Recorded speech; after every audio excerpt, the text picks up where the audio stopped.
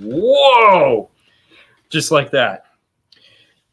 Good afternoon, ladies and gentlemen, and thank you for coming in on our special midday live event. I'm old and I go to bed early. That's right. That's right. Exactly. Well, that and you got a long drive back, and I want you to get there before 5 o'clock because that drive sucks. Yeah, because 15 minutes after it gets dark, I fall asleep. Yeah. Okay. Well, I'm old. No, see, look. It's not that old. Hey, so you've been wearing the Peter Gabriel shirt all day, naturally, because you weren't naked when you got here. But did you ever watch the specials? They did a special on where they like take the album and they dissect it, and they had like Sledgehammer and all that, where they interviewed Peter Gabriel about it. He's bald as hell now. Yeah, no. So this is a concert T-shirt. Yes, I know you go to concerts. At the show, yeah. But no, I didn't. How was his concert? He's always great. And of all of these old dudes who have to tour now because you have to like stream your song 1 billion times to make $8, he can still sing. Yeah, the show is great.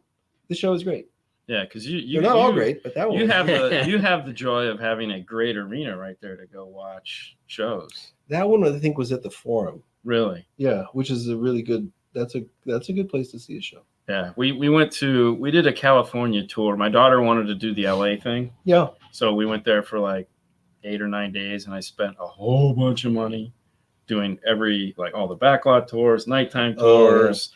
Oh, yeah. We did a really fun one where we did After Dark tour. Yeah. At Paramount, where they take you in and no one's there. There was 8 people, and they take you into all the sound stages. All the lights are off. They take you into the cemetery. And you walk through the cemetery and they show you. So it's all classic Hollywood, all dead guy stuff. Oh, cool. It was the funnest thing ever. But they took us into the soundstage, and supposedly the soundstage is haunted. And they're like, well, if you call this girl's name, she might come out and play. And so they're like, no one would do it. My daughter's like, I was like, yeah, fine. So I called the girl's name, and everyone just gets quiet. And I stomped the floor with my foot, and everybody about wet their pants. Even the tour guide was like, "Oh my God, what are you trying to kill me?" It was the best moment ever. I live there, and I've never done that. Oh, it was so much fun. Do something like that. Yeah, it was a lot of fun. But anyways, guys, we have a special guest all the way from California, Andy Wehmeyer of Audio Frog. And honestly, I don't know what's more of a brand, Andy Wehmeyer or Audio Frog. I mean, we'll say Audio Frog, but I hope so. That was the goal. Working hard on that. Yeah.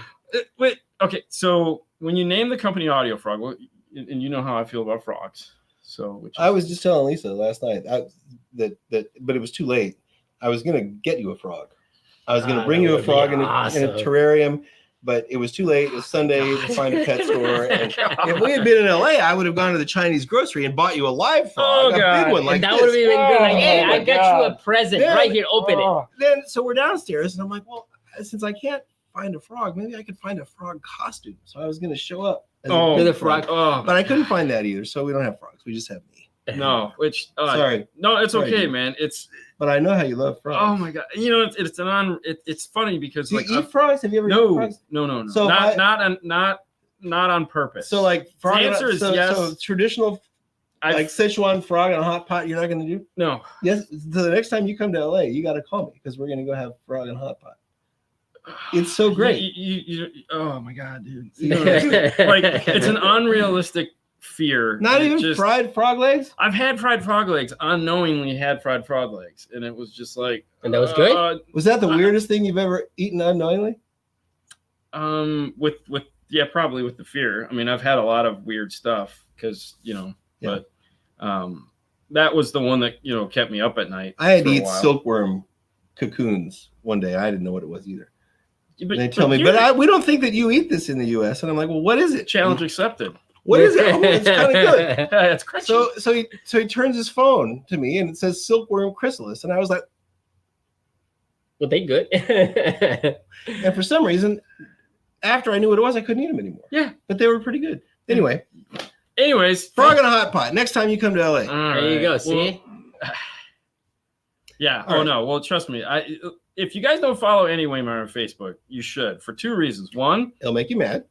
No. You have I like it. It's when we're talking about mornings, I guarantee you there's always going to be an Andy morning or Andy story in the morning that I'll start reading, and then I just got to stop because it gets way too long. But if you want to know anything about audio, you're a plethora of information that is like when you start a topic, you just sit down, relax, get a bag of chips because you're going to go through it, and you're gonna by the time you're done with that, you're gonna put a pin in it that is fantastic. So you make sure when you start a topic, you end that topic, or if it's not ended that day, you're like, all right, we'll talk about this tomorrow. Yeah. So the information you get for audio is just by far some of the best stuff you're going to get out there. Well, thank you. Oh, it is. And the second thing that you talk about, which is even more fun, is we talk about food. Yeah. Yeah, because like your food experiences are fantastic. So you don't get a body like this by saying no. Yeah. But we have you here today.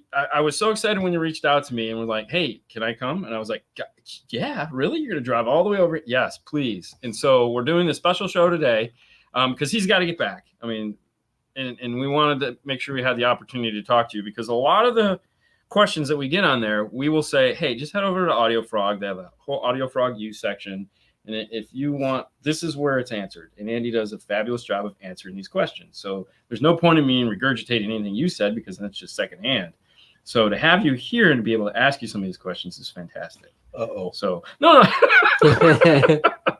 But thank you for coming in is basically where it's at. So I think one of the biggest topics that are starting to, I remember I was trying to remember what the third thing was. I remember what the third thing was. One of the big buzzwords right now in car audio is all pass filters. Okay. And I've read enough of what you've written about all pass filters to know that I know this much about all pass filters, and you know everything. You know a lot more than I won't say everything because you never know everything. No, I don't know. I know a little bit about audio compared to other people that I know. Yes, but you know a I little was bit more fortunate to work in an engineering department where I didn't know anything compared to the people that also work there. Well, for some people that they don't know, where you worked before? Oh, I worked for Harman. So I started out as a retail installer in 1986. And I was the worst retail installer ever. And you can hear this story on any of the other podcasts or whatever. So we're not going to we're not going to do all that because we don't have 4 hours. We don't have time. So I was at Harman for a long time, but I was a really lucky car audio installer because I went from being a really terrible, the worst car audio installer ever.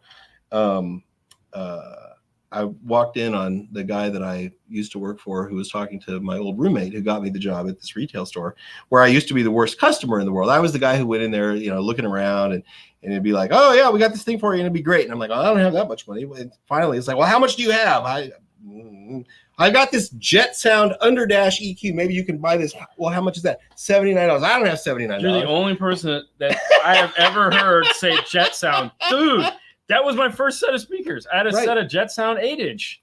Yeah, so I go to work for this guy who like I couldn't even buy a Jet Sound EQ from this guy. So one Saturday morning I show up because they needed somebody and Jimbo calls me on the phone. He says, "Get your tools and get over here." So I threw a bent hammer and a pair of vice grips into a tackle box and I went over there and I walked through the door and what you needed back then. Steve, the guy who owned the store, looks at me, looks at Jim, looks at me, looks at Jim, goes, "This guy?"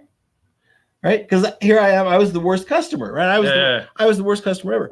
So I go to work and I should have been fired 15 times. And I think I walked into the front of the store one day when the guy who owned the store was like ready to fire me again. And I hear Jim, my roommate, say, no, give him a chance. He learns quick. And Steve looks at Jim and says, "I don't know what quick means to you." Right? So I was terrible, and then I lucked into a job. So the guys at Harman, I had left that store because I got married and I had moved to Austin. I was working in a store in Austin. So the guys at Harman called Steve, my old boss, and offered him this job. And he's like, "I got 40 employees in 2 stores. I can't leave everybody high and dry, but I know who could do this job for you." So I got the job because my old boss, who wanted to fire me a bunch of times before I actually learned how to do this, recommended me. So I'm the luckiest car audio installer ever because when it came time for me to learn more about teal and small parameters than I knew when I was working in the retail store, guess who I got to go ask? Richard Small, right? Yeah, So I had access to those kinds of people. So that's who I got to learn from. So my job is to pass along as much of that as I possibly can. And you do. And I You try. do. I try really hard. Yes, Yeah. you do a good Try job to- of it. Okay, so there, on a DSP or on an amplifier where it says HP, AP, and LP, I think all pass has become one of those words where some people understand there's the all pass filter, and then there's the acronym for all pass, meaning all frequencies are passing.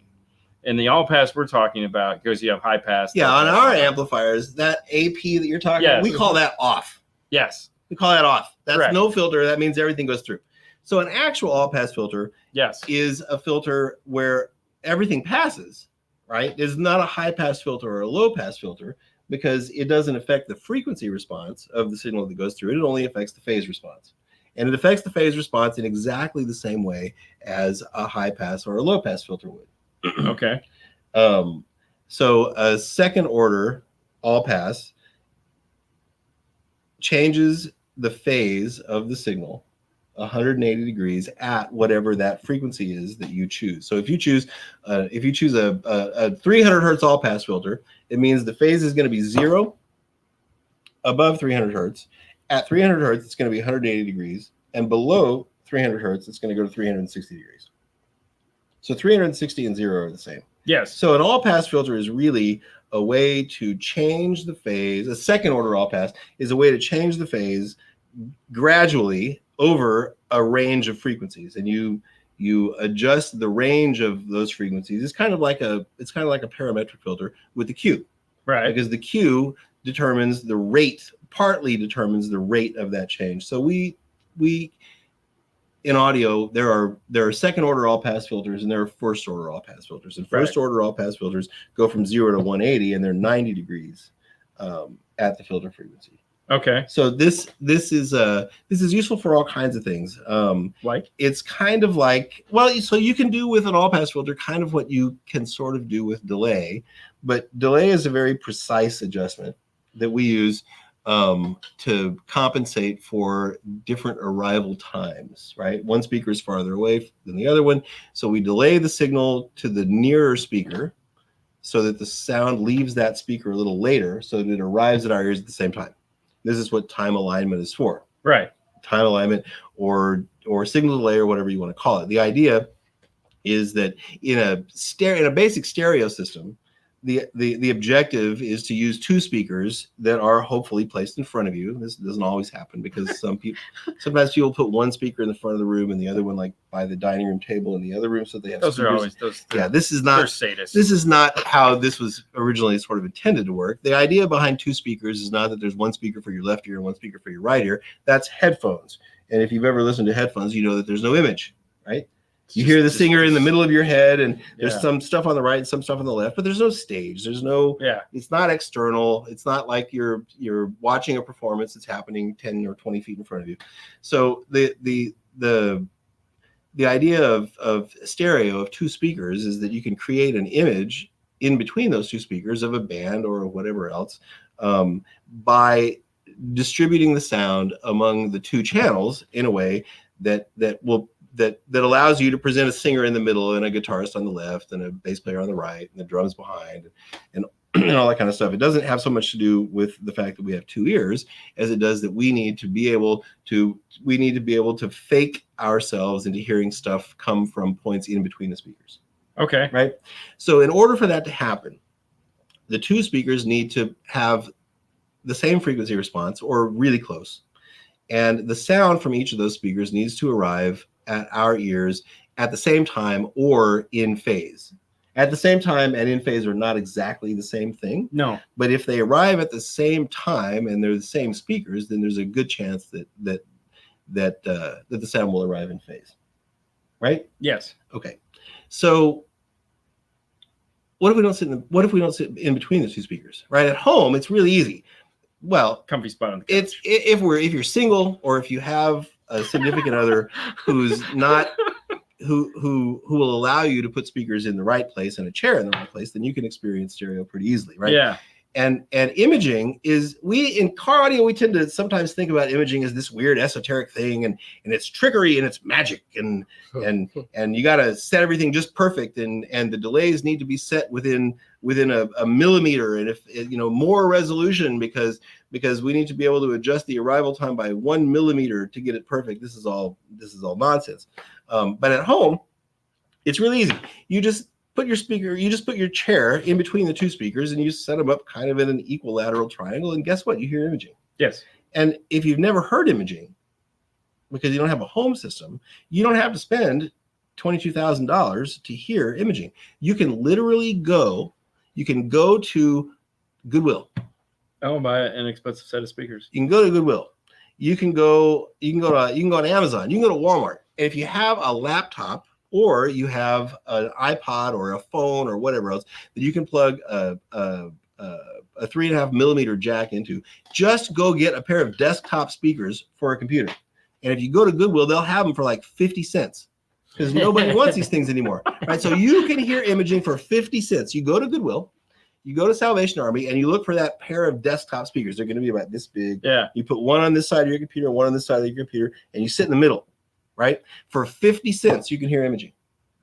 Right? Yeah. It's not esoteric. This is how stereo was designed. So if you're at home and you can sit in between the two speakers, this works perfectly, and it'll work for 50 cents. Right? But in a car, we don't sit in the middle.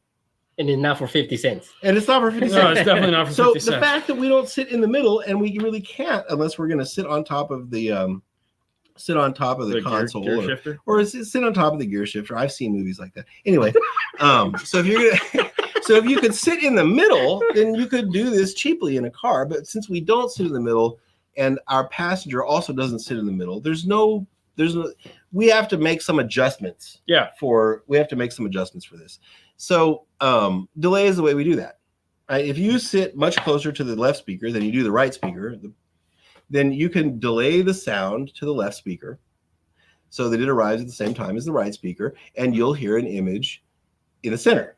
But in the center, at home, when you sit in between the two speakers, that center happens directly in front of you because you're in the middle. Correct. Right? But when you're in a car, the center, when you set your delays correctly, it appears in between. This is just a little piece of vector math, which we're not going to do here. No. But the actual center is halfway between the two speakers. Halfway between the two speakers. So when you sit in the driver's seat and you get the delays right, the image doesn't appear directly in front of you. It appears in the center, in halfway between the two speakers. Right. Mm-hmm. But in a car, when we use delays, it only works for one seat because the passenger gets what? The passenger's going to get whatever's coming out of the right-hand speaker, and they're going to like it. They're probably not going to like it. Well, they don't know any difference. Usually the see, I don't believe that. I know, and we're going to get to that. I don't believe that. We're going there. So when we use delay, we can fix the sound for one seat because we're compensating for distance. And if we sit in the opposite seat, the opposite speaker is farther away, but we've delayed it, right? Right. We've delayed it. So this doesn't work in the opposite seat at all. So all pass filters are a way to change phase gradually over a wide band of frequencies. So we can use them for lots of stuff. In pro audio, sometimes what you want is to optimize a crossover. Like let's say, you got those giant line arrays that hang in a big J, above the stage. And all of those things also need crossovers, but there might be, if you're going to see Elton John at Dodger Stadium, there might be 50,000 people. Right? Yes. So you can't optimize for one person if you're going to sell 50,000 tickets. Right. You can't do that at a movie theater either. So sometimes what we need are filters that change phase or that can help us compensate for listeners at different distances with a sort of a wide brush rather than a very narrow pinpoint sort of a thing like delay. Okay. Because there's no delay compensates perfectly for one infinitely small point in space. But you can't stick 50,000 people who spent $500 on a ticket in one infinitely small point in space, right? Correct. So sometimes we need filters that change phase or can optimize phase gradually or get close over many more locations than we could with delay. So an all-pass filter is just simply a tool that we can use to adjust phase gradually. So Toyota loves to use them. Yes. And which is usually in the well, they use them in all the systems, basic all the way through the JBL system. Right. So it's hard to do this without a whiteboard. But so I know. I'm sorry. No, it's okay. So because I think I can do it. Anyway. I know you can do it. Anyway. So if we set up the car, like I'm not sitting on a gear shift because I'm really into that. But if we were setting up a car and this is weird because these guys are Fernando's actually on my right, but here he's on my left. Yeah, they see it the right way too. Right. Yeah. So Fernando's in the driver's seat, Dean's in the passenger seat. We set up the delays for Fernando, and he's over here going, "Yes, this is great. This sounds great." And Dean is going, "You paid how much for this?" Yes, exactly. Yeah. You paid how much for this? So the reason that we don't hear a center image. The reason that we don't hear a center image without delays in a car is because the vocal frequencies, based on the distance from Fernando to one speaker and the other speaker, or the distance between Dean and the speaker and the other speaker, is that those two speakers wind up being out of phase at a fundamental frequency and a whole bunch of other frequencies based on that difference in distance. Cars are always about the same size. Right, like an MG is not the same size as like a Maybach, but we're not talking about the difference between a mouse and a rhinoceros. Correct. Right, they're similarly sized. So that first area where the sound is out of phase happens at about the same frequency that where people sing, and singers tend to be mixed in the center. Mm-hmm. Right. So in most cars, that happens at about 250 hertz. And in fact, there's the original patent for using these all-pass filters in cars in a certain way called out 250 hertz in the patent. And you can determine this by a simple distance measurement or whatever else. But an all-pass, so the problem is that the speakers are out of phase. Because the distance problem is symmetrical, right? Yeah. Then for Dean, the close speaker arrives earlier than the speaker that's farthest away, and those two things are perfectly reversed for Fernando in the other seat. Yes. Right? Yeah. But the problem is that in both seats, they're out of phase at the same frequency. Okay. So delays everything, but an all-pass filter allows us just to change the phase, to reverse the phase over a narrow band of frequencies. And the first narrow band of frequencies that happens, where that happens in a car, is around 250 hertz. Okay. A little lower in a bigger car, a little higher in a smaller car for cars with speakers in the doors. So if we can change the phase of one of those speakers over that range of frequencies, then we can get closer to fixing it simultaneously for both seats. Okay. Because the problem is distance, it isn't perfect in one of the seats, but it works better, right? So what you'll hear in a car that has an all-pass filter or a series of all-pass filters, Bose is notorious for using many all-pass filters, is that in the driver's seat, usually, you'll hear an actual center image, and it'll sound kind of similar to a car that uses delays. It's not as pinpoint perfect, as if all the members of the band have been made very small miniature and thrown up on the dash. Like they're a bunch of little army men in a diorama on the dash. It won't sound like that. That's kind of what a delay car sounds like to me. But you will get a bigger center image, but there will be a center image. In the passenger seat, the center image will be a little more diffused, but you'll still be able to hear the music spread out across the dash. Right. So two-seat cars don't always sound like one-seat cars, but if you're a car maker, then you gotta spec the system so that it can be at least enjoyed in all the seats. Right. So the car makers are less interested in what we might call a high-end two-channel. The dentist who's got a $1 million system in his basement. They'd love to be able to. They'd love to. Well, yeah, because dentists.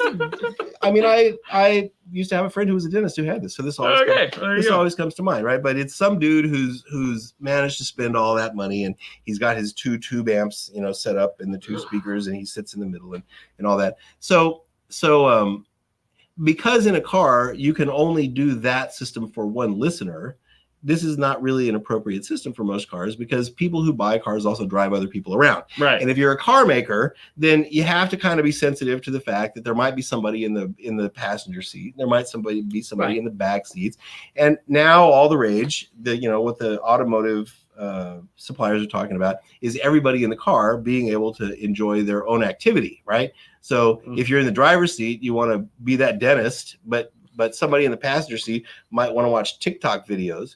But if they're watching TikTok videos, anybody been to a restaurant recently where somebody's got their speakerphone on and they're watching TikTok videos as loud as if they never happens. Never happens. I don't know where you're from. It makes me insane. Anyway, so imagine you're trying to listen to music.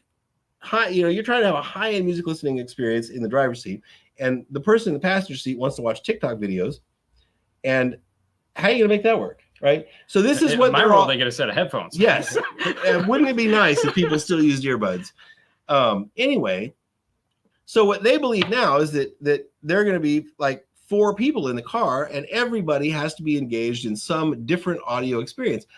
Most of the time, so we have a saying in the car audio aftermarket, which I never use because I don't agree with this, and that's F the passenger, right? And to me this is like the Aesop's fable about the sour grapes, right? It's like, if you can't manage to make the passenger seat sound good, then what do you say? F the passenger. F the passenger. And what I'm saying is, look, we can at least take care of the passenger. We can have, if everybody in the car wants to listen to the new Rolling Stones album, then everybody in the car can get a great experience listening to the new Rolling Stones album. For the most part, cars in the US are enjoyed by one person at a time because we all drive our own car. Right? Yep. If you got kids, sometimes you go to the same place, they want to drive their own car. Right? Yeah. Because they don't want to listen to Rolling Stones. They want to listen to God knows what. Yeah. Anyway, so we can do this job. I don't know that I see a whole lot of application for 4 people in the car at the same time, all doing something audio-wise at the same time. But so this is sort of one of those technical hurdles, and it's a thing that the car company is going to ask for, and somebody's going to do it, and it's going to be a really difficult thing for us to undo. But that's where it's going. So I don't know that all 4 seats need to be able to do something different, but an all-pass filter or phase EQ, which is really what it is, can at least help us to make the passenger seat sound better, so that after you sell somebody, or after if you're a car audio retailer and you sell a customer his this $20,000 system that sounds great in the driver's seat, and he's been itching to pick it up, and he comes to get it from you at 4:15 on a Friday when it's finally finished, even though it was supposed to be finished 3 Fridays before, and he's like waiting for you to bring the keys up, and you hear him on his phone. He's calling his buddy. He's like, "Yeah, I'm picking it up now. I'm picking it up now. I'm coming over, man. I'm coming over. You got to hear this thing." So he gets in his car. You deliver the car. You set the clock for him and whatever, and he takes off, and you can hear him 5 blocks away because he's got the system on as loud as it'll go. He gets to his friend's house. His friend runs out, jumps in the passenger seat. The guy cranks up the system, and his buddy looks over and goes, "You paid how much for this?" And then the dude's like, "Wait, what do you mean?" He's like, "No, man, this sounds awful. This is terrible."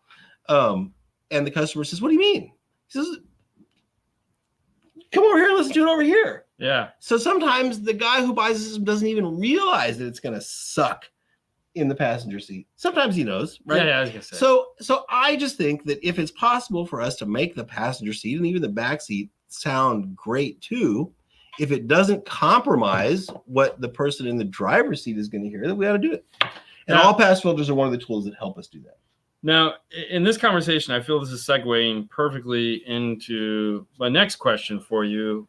I know, right? And you knew this because I know, which is upmixing and center channel retention. Yeah, so that's step 2. So that is step 2. And sometimes we use these things in conjunction. Sometimes we use them together. Correct. Because if you're going to do 2-seat, you throw delays away. This is just we just don't do it. You can't, right? Because there's no reason to delay something. It doesn't work. Yeah. It's not a 2-seat thing. Because it fixes distance by compensating for distance directly, and we have a symmetrical but opposite distance problem. So when we use the term upmixing, what does that? There again, an Andy explanation. What does that mean? Why is that a thing, and how come it's not easy to do? In a general sense, upmixing is simply taking 2 channel stereo, and turning it into more channels. That's upmixing. Okay. Upmixing. Yeah. That one channel or two channels to more channels. I feel like there's a lot of math behind it, though. Yeah, there is, and it's math that I can't do. Well, but it's not as easy as just taking left and putting right and combining the two together and flipping something at 180. No. And just If it was that easy. So I see this happening on Facebook all the time. People who are going to like DIY their own upmixer. They're Yes. going to do it and I tried this years ago when I was a retail installer. There was a thing called Dynaquad. This is 30 something years ago, and there have been all kinds of upmixed and surround algorithms and whatever. But years ago, before we had DSPs, all we really had in order to extract signals or change signals was polarity.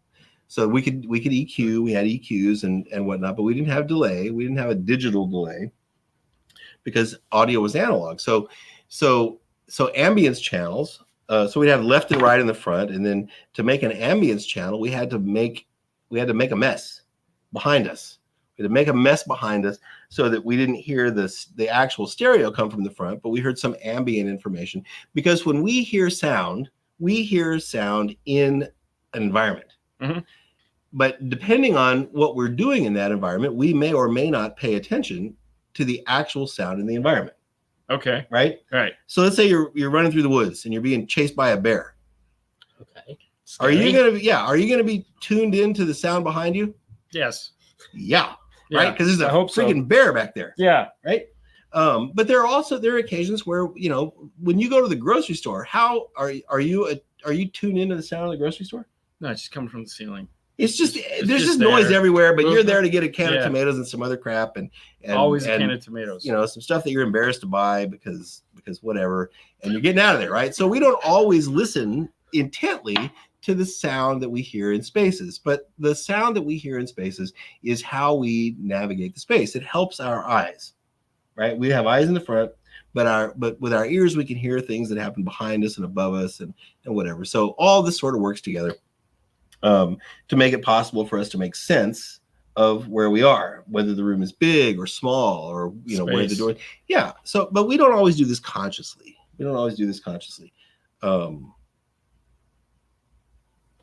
I kind of lost my train of thought. So we're talking about upmixing. Yes, we're talking about yeah. obviously. We're We're talking about upmixing. space. So yeah, I don't know why I'm telling that story. Anyway, Well, because I'm assuming we were getting to the point where you were going to talk about in a car how if it was easy, because that's what we're talking about. If we just add left minus right and Thank all that, you. all Right. that. Sorry. So what we're trying to do with early upmixing, like Dynaquad or whatever, is we're trying to put some ambient sounds in the back, right? So it sounds like we're in a room. Right. Right. In a stereo recording, sometimes the sound of the room is captured in the recording, Mhm. but because there are only two channels, it can only be presented as a room inside that space between the left and the right channel. Right. Right. Right. So if we need more channels and we want to try to reproduce some kind of a 3D thing, then we need to put speakers in the back so that we can have ambient sounds back there. But there Right. was no discrete way to make ambient sounds for the back, so they would just put the two back speakers out of phase. And when things are out of phase, we don't hear. So when you have two speakers out of phase, you don't hear bass, right? We all hear that. But when you have two speakers and they're out of phase, you also don't hear an image in the center, Okay. right? Because it doesn't work. So if you put the speakers in the back and you put them out of phase, then you don't really hear the center image in the back. Right. It just becomes that. It just becomes a big acoustic sort of a mess. And we kind of say that it sounds like ambient sounds from the room or whatever. So that was early surround. And then upmixing became, then there was surround sound for movies. And you Yes. had to go to the movies to watch a movie and to hear it in surround.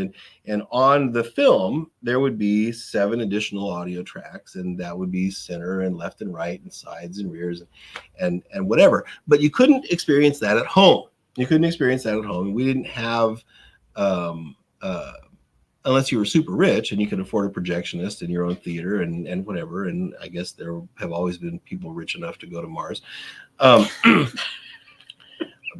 But so big penis? Yeah. the people who do movies wanted people to be able to enjoy something like that at home. At home, we had VHS and Betamax tapes, And on those tapes, there's only 2 audio tracks, right? So what they wanted to be able to do, was to place discrete sounds behind you, right? So if the movie is you're being chased by a bear through the woods, that the bear actually shows up in the back. Right. So the way that happened was that the bear sound would be encoded or mixed onto those 2 audio tracks, the left and right track, out of phase. And then the upmixer would pull the bear out because it could tell that the bear was the same in the left and the right channels in the back, but out of phase. It would pull that out and send that to rear speakers. So that was the beginning of actual upmixing. So this was really designed for film. And it went from that to now, in order for one person to sit on one side of the couch and the other person to sit on the other side of the couch, kind of like we do in cars. And for the dialogue to sound like it comes from the screen, which is in front of both of us, that a center channel was really helpful. And the center channel in an upmixer like that was really designed to anchor the dialogue at the screen. Yeah. They're not so concerned about left of center and right of center and where's the guitar and where's the bass and all that kind of stuff. They're trying to get dialogue at the screen, other stuff that happens in the left and the right in a sort of a wide stage, and a way to put discrete sounds in the back. And that was Dolby Pro Logic. Dolby Pro Logic 2, Logic 7 from Harman. These are all what they call active matrix upmixers. And I always love it when I'm watching a football game and they decide to pipe the crowd into the rear speakers. Yeah. Because my rear speakers sit right above my head and I'll be editing and I'm like, what the? Right. Right. So those active matrix upmixers were really good for video. Yes. But they were not so good for audio. Because the data wasn't in the recording. Well, it's not right. And so people who mix music do stuff. They do stuff to try to widen the stage, and they have an intent when they use this. Like if you've ever listened to a recording where sometimes, during the verses, you'll hear the singer in the center.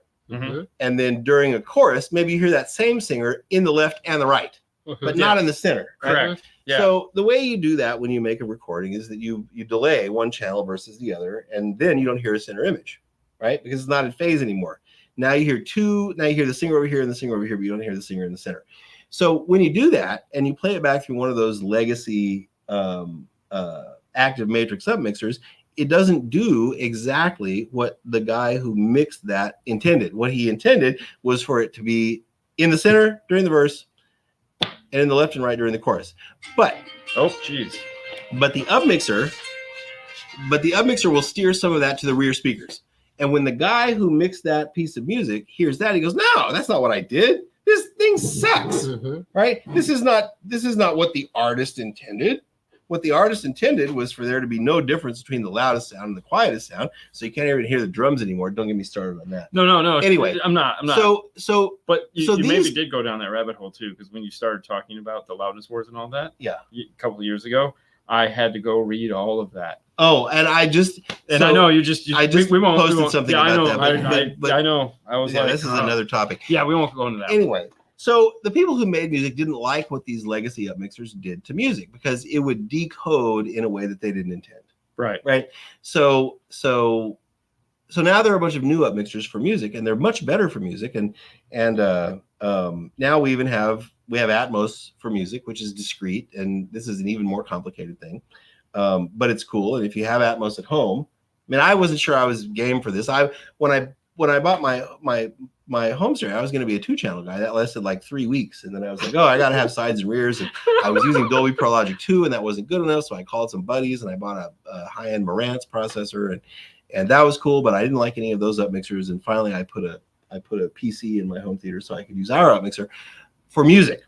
Okay. For music. So upmixing for music and upmixing for cars is, so if you get an Atmos mix, then what you get is somebody's intended distribution of all these sounds, in the front and the sides and the rear and whatever else, because that's what Atmos does. Right. But upmixing is a way for us to try to glean from a 2-channel recording what a more 3-dimensional experience of listening to that event might be. Okay. Right? So what in upmixing for music, what we're trying to do is use clues that are in the 2-channel recording to help us make this more believable. So it's kind of creation. Right. It's kind of creation. There's no right way and wrong way to do it, except that there's one standard that I know of for upmixing, and this is a broadcast standard. So when you watch the game and you watch it in 5.1 or Atmos or whatever, however it's being broadcast, have you ever like watched TV and it was broadcast in multi-channel, but you didn't have multi-channel? And you only had a 2-channel system to listen to it on, and you kept having to turn the volume up and down and up and down and up and down because you couldn't hear the dialogue. And then there would be like the dinosaur would come in, and the footsteps, all the bass, the low frequency stuff was so loud you have to turn it down, but you have to turn it back up to hear the dialogue and down, right? That happens when the broadcast upmixer doesn't down mix back to stereo. So there's an ITU standard, and I can't remember the number. There's an ITU standard that says for broadcasting, an upmixer should down mix back to stereo perfectly, so that when they stream it in multi-channel and your audio system isn't multi-channel, that you can at least listen to it in stereo and have it work. Right. That's the only actual standard for upmixing I know of, and this is only for broadcast. Right. Right. So I kind of think that what an upmixer should do. And my guess is that some of the music creators also sort of feel this way, is that the upmixer shouldn't change the actual recording. Right. But that it should spread the music out over some number of channels to achieve some other end. And I kind of think that end is better believability. Yeah, I would hope so. Right. I mean, so that's kind of how it works for me. If I'm listening to some live recording, and it sounds like the Rose Bowl is in between the speakers in the front, and I'm there with 60,000 other people, and a third of those people are sitting behind me because I couldn't afford the super duper seats in the front. The experience in 2-channel of listening to the music is fine, but you don't really get the experience of the space in which you're listening, and that's kind of, for me, what upmixing is about. So in a car, so for upmixing, there's the immersive quality, right? There's the sense of space that you can get when you have speakers in the sides and speakers in the back, and you can send something specific back there. But the other benefit, which is just like what we were talking about earlier, is, and it was part of multi-channel or surround for movies, is that if you've got a cinema with 400 seats in it, there can't be one great seat. Right. There need to be more seats. Right. So the center channel, the center speaker, is really designed to make it possible for everybody in the theater to experience something that's similar. Okay. So that's what the center does. So upmixing in cars gets us a couple of things. One is that the center speaker makes it possible for somebody in the passenger seat and the driver's seat to experience something similar, and even in the back seats. But the side speakers and the rear speakers give us an opportunity to make a sense of space that's more believable, so that we'll never be out of the car. I don't know that we'll ever get to the point where you can sit in a car and have it sound exactly, if you close your eyes, exactly like you're in the Rose Bowl, because there are too many reflecting surfaces in the cars, and that's how we hear that we're in a car. We can't get rid of those. Right. But if we add some other sounds that arrive later, then we can sort of fool ourselves into believing that we're hearing something similar to how it might have been to hear that live. Right. So the idea of immersion is to make the audio experience sound more similar to what we might hear if we heard it live, because every time we hear audio, we hear it in a space. Yes. Whether that space is the DMV, whether we're listening to the awful noise of 1,200 cell phones all playing something different at the DMV, or we're at the Rose Bowl listening to the Rolling Stones, we hear it in a space. And the idea of immersion is to give the listener some ability to discern what that original space might have been in a more believable way. So so you're one of the advocates for this. That's why I wanted to ask you these questions. And the question that always gets asked, I'm sure people ask you a million times, when is the Audio Frog? Well, so we have software. I know you do. We have software. We're trying to get into a piece of hardware, and the guys that so the rule in product development is good, fast, and cheap. Pick two. Good, fast, and cheap. Pick two. So good for us is a whole bunch of stuff. Good is it needs to be reliable. Good is it needs to work. Good is it needs to sound good. Good also means that our IP needs to be safe, right? Yeah. Our IP needs to be safe, and fast. Fast means you got a big team of people who can all work on it. Yeah. Not so much. And cheap means you can afford it, right? So you never get all three. No, you never get all three. Good, fast, and cheap. But for us, the IP has to be safe, which means I need people I can trust. Right. Mm-hmm. And the fact that we're a small company means that we don't have billions of dollars to spend on getting it fast. So there are very few people who can do this for us. And one of those is an old friend of mine who has a DSP development company in China, and he's been working on it. But he's been through a bunch of different organizations because he at the beginning of COVID, his family lives in Wuhan. Oh, so he was in Wuhan at the beginning of COVID. So it's like, So he got stuck in Wuhan for like, I don't know how many months it was, but this was a big problem because his whole team was basically gone. His office was in Dongguan, and his family is in Wuhan, and now he's stuck in his grandmother's farmhouse for months and months and months. And can't get so it's just been, and his primary business is DSP amplifiers for Chinese car makers, right? So when BYD calls and says, "Hey, we need 250,000, whatever," he calls me, and I'm like, "I got it, I understand, whatever." So it's taken a really long time. I'm headed over there finally after COVID is now gone next month to meet with him and to do a bunch of other stuff. You haven't been back since, have you? I haven't. No, I haven't. It's got to be driving you crazy. It is, and I'm jonesing for a trip over there, and I really want to get this thing. I'm jonesing for the food experiences you're going to be talking about. Yeah. There's going to be amazing ones coming from that. They're always great. Yeah. So the ball is rolling. And it has been. It has been, and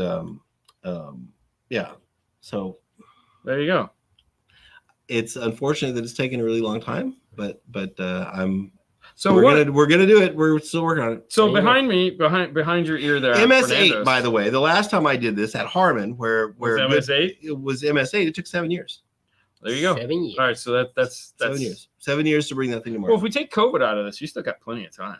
Yeah, because I feel nothing. We're getting close. COVID was literally, I feel, put on the planet. Other than what Steve said, was to just foil intervention, because during that time everyone was so focused on just keeping the ball moving.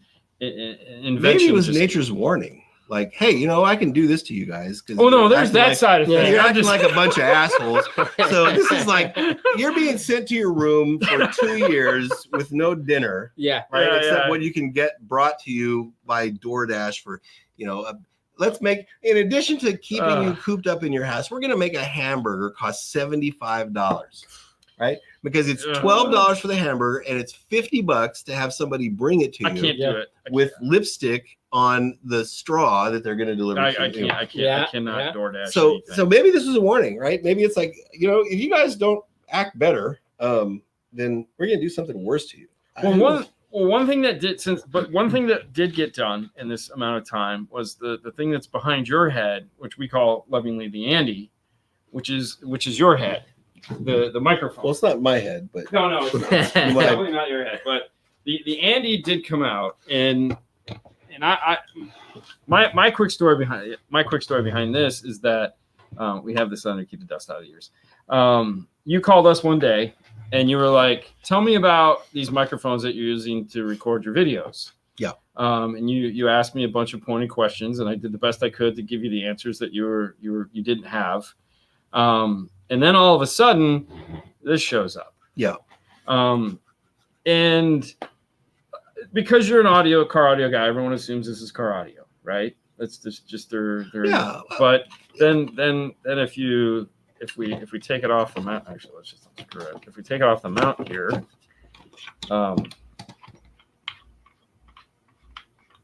we look at the bottom and we see that is a whole bunch of You stuff can plug going it into on all there. kinds of stuff.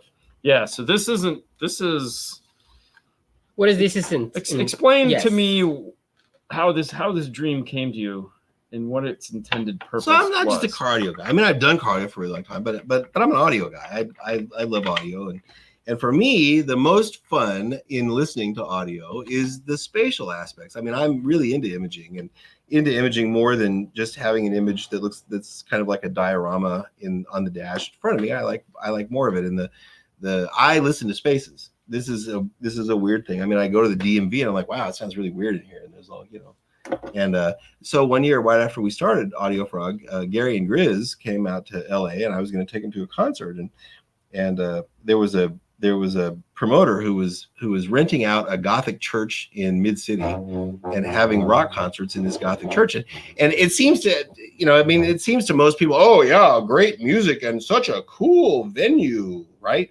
So we got there and we're sitting we're sitting up in one of the balconies, and it's really noisy and it's loud and there's lots of echoes. And I'm sitting here thinking, and I'm like, oh my God, this is going to be a disaster, right? So it's Ray LaMontagne, who's a sort of a adult contemporary. I mean, years past, he would be a folk singer. So he starts singing, and there's so many reflections in this place that he can't even sing. Right. He can't even hear himself.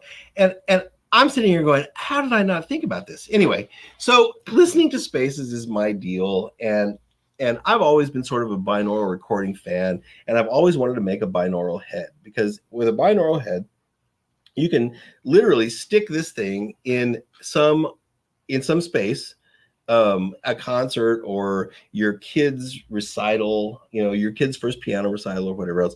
You can, if you record with this head and you listen to what you record back on headphones, you'll hear the space. Yes. You'll hear the space, and it's really cool. And binaural headphones, binaural recordings are made by all kinds of people. Scientists make field recordings all the time. And this is like, the woman who went and lived with all of those gorillas and Jane. Yes. So I don't know whether she used a binaural head, but this is one of the applications for binaural recordings, is capturing animals or sounds or whatever else in the space in which they actually happen. And I've always wanted to have one or make one or whatever. And I bought a pair of really fast 3D printers, and I printed something, and I was like, oh my God, these things are so fast, I might actually be able to print a head. So one Friday I sat down and I bought the 3D model of the head from a company that digitizes anatomy. And then I had to clean it up and add a neck and all kinds of other stuff. And so this just became a project. Right. And for us, I mean, so this DSP, the objective here is to be able to do immersive audio in cars. I'd like to also be able to do immersive audio in other ways. But this binaural head is kind of part of immersive audio in a very simple way. You don't have to have a bunch of signal processing to do it. You can just put the head in any environment. You guys have done it, and you make a recording. When you listen to it back on headphones, then you can hear the whole space. And if you want to, if you can go on audiofrog.com and click binaural at the top, and we've got some recordings up there. This website is finally up. And so I think that it's not really a car audio product. It's an audio product, and we're going to do a bunch of other out of category audio products coming up. I don't know exactly what all those are going to be, but stay tuned. But if microphones, let me know. But if you're, and we're going to do an array. I've started working on an array because an array is the best way to measure. Yeah, there you go. You can go there, and if you scroll down, there are some recordings that you can listen to. Yeah, those are all recordings. Anyway. So you can check that out. We have a video also of me jumping around in a hotel room, walking around it, which is real fun and kind of creepy when I edited it, because like we were talking about, I was hearing voices that weren't in the room because it was just me, and it was like 3:00 in the morning. So it's a cool piece. And yeah, one of those recordings on the website is my son Jacob walking down the street in Pasadena, and at one point he walks past a bus stop, and a bus stops, and you can, you hear the bus stop on the right. And if you listen really carefully towards the end, you'll hear somebody in a pair of high-heeled shoes run past the head, behind the head, to catch the bus. It's so and weird. you can and if you listen carefully, you'll hear it, and you'll listen to it 50 more times because it's so cool. So there are all kinds of uses if you're a car audio store, and everybody has customers who come in like a 22 Chevy pickup with Bose, and we all have like 3 different systems that we sell, but we don't have 3 trucks there to demo them, right? Yep. But we've built all 3 of those systems 50 times. So if you after you built one of these systems, you could put the head in and make a recording. And then when you build like the step up system, you can put the head in and make a recording. And finally, when you have an opportunity to build the super duper high end, whatever system with the DSP and all that, you put the head in, you make a recording. The next time you have a customer who comes in and says, I got a 22 Chevy with Bose, what do you do? Right? So you go into your whole spiel and you say, we got this system that we do, and it includes front speakers and an amp and blah, blah, blah. And then for $3,500, then you get front speakers, an amp, and a sub, and an amp. And then for $5,500, you get front speakers, rear speakers, a sub, an amp, a center speaker, and a DSP, right? And the guy says, wow, cool. Can I hear him? And you're like, you got to do the Nancy Pelosi thing. Yeah, you got to buy it so you can hear it. Right? You got to buy it so you can hear it, as if it's Obamacare. So with the head, if you had recorded these things, then you could say, look, yeah, you can hear this. So here's what you're going to hear. So over the head recording, what you can't demo is the difference between 500 and 15,000 watts, because that's just that it doesn't work that way. Yeah, right? Record at low volumes. You're not going to get the impact part, the tactile part of bass, but the difference between front speakers and rear speakers, you can hear whether the sub is in the front, whether the sound of the sub is in the front or not. You can hear a center image or no center image. All this you can hear over a head recording. So I think, or if you do some high-end system and you do a build log with 276 pictures and 240 of those are of zip ties, then I got to give you grief. I know. And you know why I give you grief about the 12 volt clean wire club? Mm-hmm. It's not because I don't think it's cool. This is the shadiest, shallowest, worst thing, right? It's not because I don't think it's cool. It's because I can't do it. This is sour grape. All this is sour grape. Screw the passenger. I cannot. Yes, right. This is my screw the passenger. Anyway, but so if you do a 275 picture build log, right, then you can make a recording of the car and add that recording to your post, so that somebody who's interested in car audio can actually get an audio demo instead of just looking at pictures of perfectly wrapped vinyl. Not that I don't love that, because I do, right? But these are audio systems. Yes. So this is a way to add an audio demo to that kind of stuff. So in terms of car audio, I think that's what the head is for. Can you tune a car with a head? Absolutely, you can tune a car with a head. Is it easier? No, it's not. It's far more complicated, because the head hears the way we do, right? So we have 2 ears, and we can tell when something's behind us. Right, we can tell when something is to the left or when something is to the right. Yeah. And if you read the owner's manual for this head, you'll see that at every different angle of azimuth, which is from left to right, or elevation, which is from top to bottom, the curve is different. And this is how we hear. Right. So with a head, if you're gonna tune a car with a head, then you either need to have an average of all of those different frequency responses, right, which will not be exactly the frequency response for any location, or you need separate calibration files for the left front speaker in the dash and the left front door speaker and the center speaker and the right front speaker, right? All of these will need a different calibration file. So I'm going to write a big document that explains how to do this, so that those of you who want to try to tune a car with a head can. But we're also going to make another mic, which is going to be a mic array. And you can piece together an array. The JL Max is a great tool. It comes with an array, right? But not everybody's a JL dealer. So we're also going to make an array, because an array is really, especially for people who are learning to tune, the array is really helpful, because it helps to get rid of things that we see in the graph that we really shouldn't mess with. Yes. So we're going to keep adding. We're going to keep adding with some microphone products and whatever else, and then there'll be other new stuff that comes once we're. Innovation is great, and I know Mary Lou put it up there. We wanted to talk about the wattage to tweeter thing, but I don't think we have the time to. Have we already done it? Have done what? We're at an hour. We are, and We're we at have it to now. split. This is what happens when you have me on. I know, but It's like listen, ask for a quarter, get $1, whether you want $1 or not. hey, listen, we hit 3 big topics. We did? We did. We hit 3 big topics that all segued into one another. We got to talk about the head, and we'll just have to save the wattage for the tweeters for another day. It's like I got to come back to Orlando. Or we'll just come out to LA. Yeah, think that sounds anytime. way better. Yeah, because you can get your fry on a hot pot. There you go. Okay, Yeah, maybe see? we'll come out to LA. Yes, you can. Yeah, I'll take you for Chinese fry on a hot pot. Oh gosh. It's great.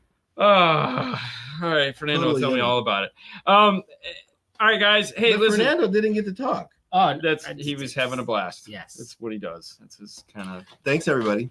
Thank you guys so much for coming in the middle of this 2:00 show. I know this is different. Stay tuned tonight. Don't worry. We will be doing our normal 6:30 show. Mhm. So make sure to tune into that. This was a special presentation brought to you by the fine folks at Audio Frog that brought us Andy Wehmeyer out here to In the Shop. That's it, guys. Thank you so much for tuning in. Andy, thank you so much for spending your time with us and My making pleasure, the trip guys. out Yeah, here. thank you. Thank you. And Andy. thank you guys so much for tuning in. That's it. That's all I got to you. Fade to black.